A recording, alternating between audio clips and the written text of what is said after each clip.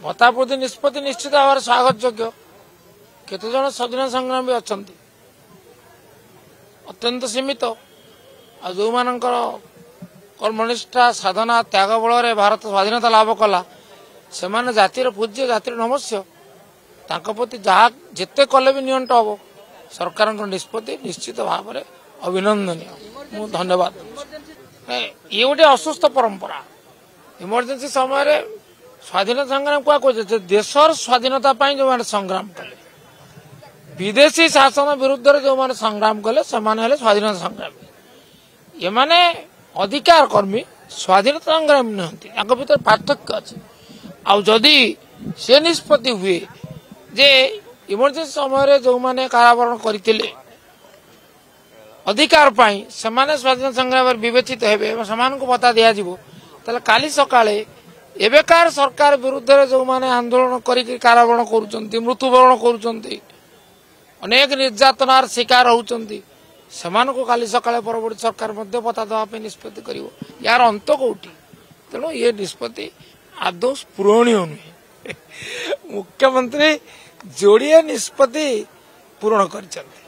गोटे निष्पत्ति है सुभद्रा योजना आउ गोटे निष्पत्ति है 800 टंकार जो बोनस चाषी मान को क्विंटाल पिछा आउ तृतीय निष्पत्तिटा कौन मुख्यमंत्री पूर्ण कले सबू निष्पत्ति माने घोषणा करते किंतु घोषणा कौन कार्यकारिता तो पार्थक्य अच्छी बिजुली कथा कहते है कि निजुक्ति कथा कहते है कि तेणु 6 मास भितर सब हो कथा निर्बोध आशा करूँ किंतु जदि पालन करती मुख्यमंत्री महोदय निजे कहती प्रतिश्रुति सबू आम पालन करुचु ताले वाक्यटी संशोधित हवा जरूरी देइथिबा प्रतिश्रुति मात्र जोड़िए पूरण होइछि बहुत बाकी अच्छे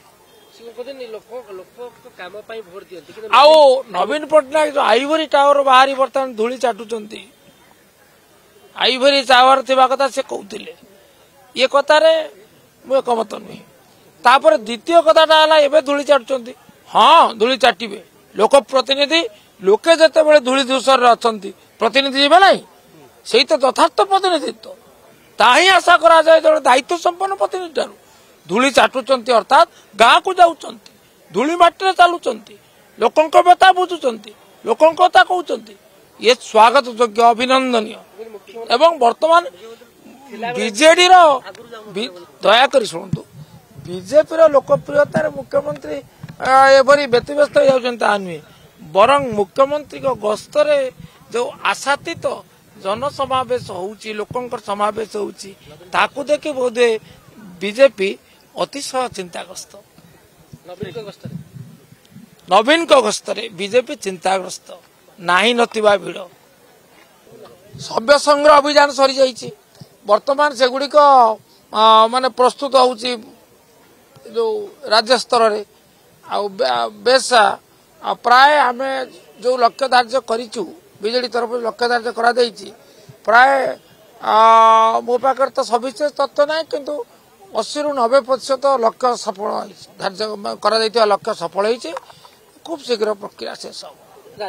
केवल निर्वाचन प्रक्रिया बाकी रहा किंतु सभ्य संग्रह अभियान शेष हो 21 तारीख था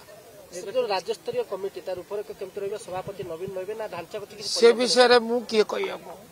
से विषय केवल स्वयं नवीन पट्टनायक कहींपारे केबे करिवे किपरि करिवे केते जन को नहीं करिवे ए विषय कहवाई मु अक्षम।